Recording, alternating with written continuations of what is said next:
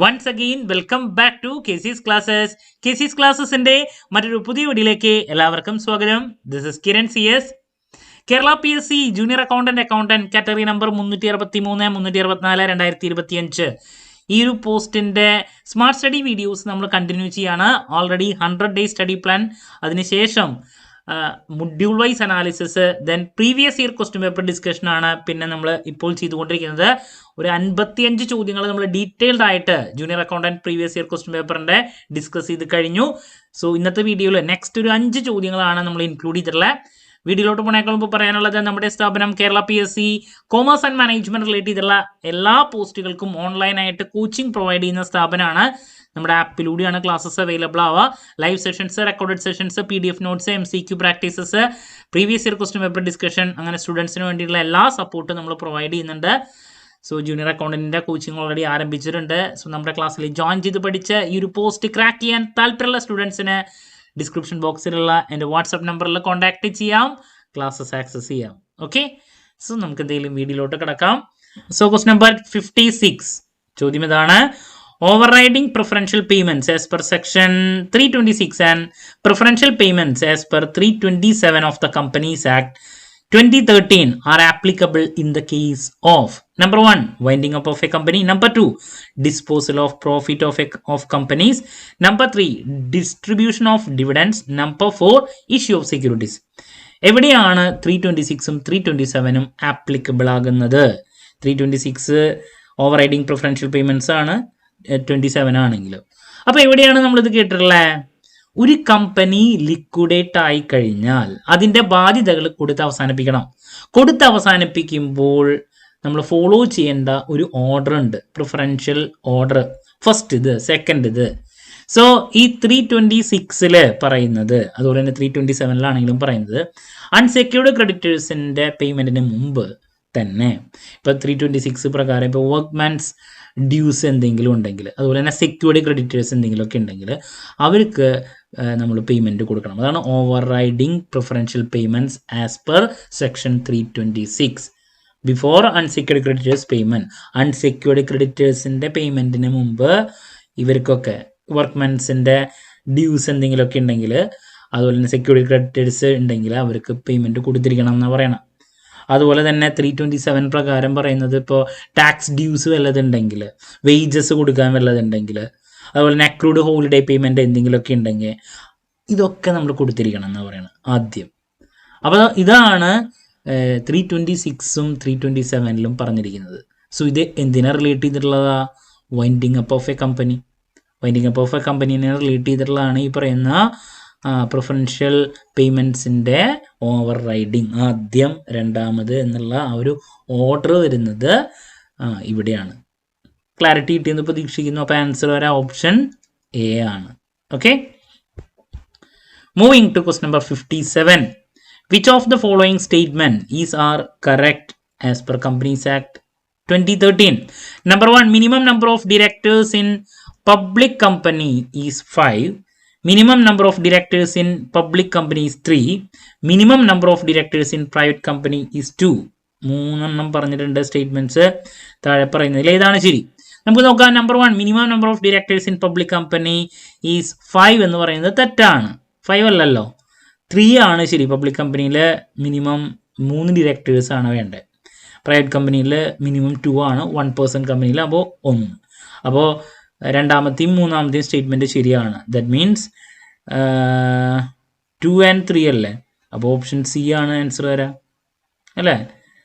2ഉം 3ഉം ആണ് ശരി. അപ്പോൾ ഓപ്ഷൻ C ആണ് ആൻസർ വരാം, 2 and 3. Okay, then question number 58. Which of the following statement is are correct as per Companies Act 2013? Number 1, normally independent directors are executive directors of the company. Number 2, every listed public company shall have at least 1/3 of the total number of directors as independent directors. അപ്പോൾ ഏതാണ് ശരി എന്നുള്ളത് നോക്കാം.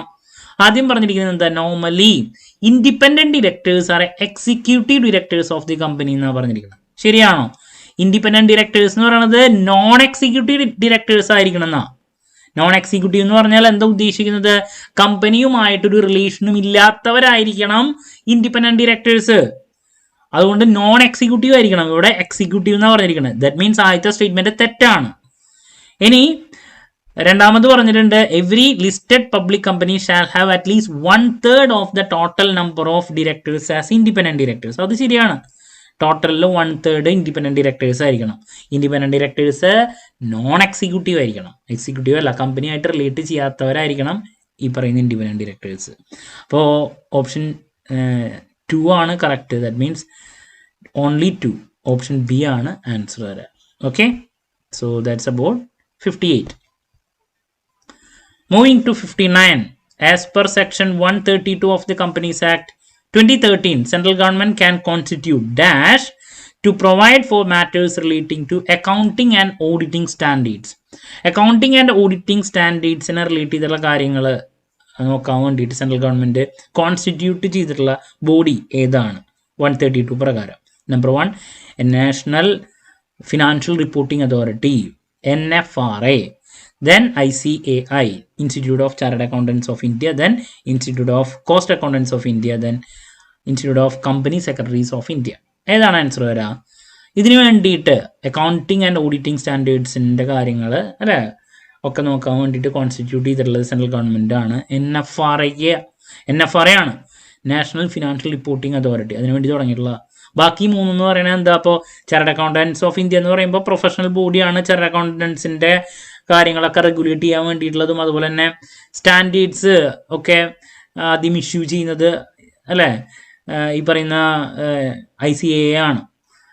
But അക്കൗണ്ടിങ്ങിൻ്റെയും ഓഡിറ്റിങ്ങിൻ്റെയും standards ഇതൊക്കെ relate അതൊക്കെ monitor ചെയ്യുന്നതൊക്കെ ചെയ്യുന്നത് NFRA ആണ്. അപ്പോൾ അതുകൊണ്ട് അതാണ് ആൻസർ വരാം. പിന്നെ കോസ്റ്റ് അക്കൗണ്ടൻറ്റിൻ്റെ കാര്യങ്ങൾ റെഗുലേറ്റ് ചെയ്യാൻ വേണ്ടിയിട്ടാണ് cost accountants of India, company സെക്രട്ടറിയുടെ അല്ലേ അതിന് വേണ്ടിയിട്ടുള്ളതാണ് CS ഈ പറയുന്ന കമ്പനി സെക്രട്ടറീസ് ഓഫ് ഇന്ത്യ. അപ്പോൾ ലാസ്റ്റ് 3 അല്ല, ആദ്യത്തെയാണ് ആൻസർ വരാം. ഓപ്ഷൻ A ആണ് കറക്റ്റ് കേട്ടോ. തെറ്റിപ്പോകരുത്. പലരും ICAI ഇടും, അതല്ല. അവർ ശരിക്കും പറഞ്ഞാൽ ഈ പറഞ്ഞ ചാർട്ടേഡ് അക്കൗണ്ടൻറ്റിൻ്റെ കാര്യങ്ങളെ റെഗുലേറ്റ് ചെയ്യുന്ന പ്രൊഫഷണൽ ബോഡിയാണ്. പിന്നെ സ്റ്റാൻഡേർഡ്സും ഇഷ്യൂ ചെയ്യുന്നുണ്ട് അല്ലേ. ദെൻ ലാസ്റ്റ് നമുക്ക് ഇന്ന് ഡിസ്കസ് ചെയ്യാം question number 60. A company which is formed for the promotion of commerce, arts, science, sports, education, research, social welfare, religion, charity, protection of environment or any such other object is known as. ഏത് കമ്പനിയാ? Section 5 പറയുന്നുണ്ട്, 7 പറയുന്നുണ്ട്, 8 പറയുന്നുണ്ട്, 10 പറയുന്നുണ്ട്. Easy ആണത്. ആദ്യം നമുക്ക് answer ഏതാ വരുന്നത്? സെക്ഷൻ 8 കമ്പനി ചാരിറ്റബിൾ പർപ്പസിന് വേണ്ടി ഇൻകോർപ്പറേറ്റ് ചെയ്യുന്നതാണ്. അതാണ് ആൻസർ.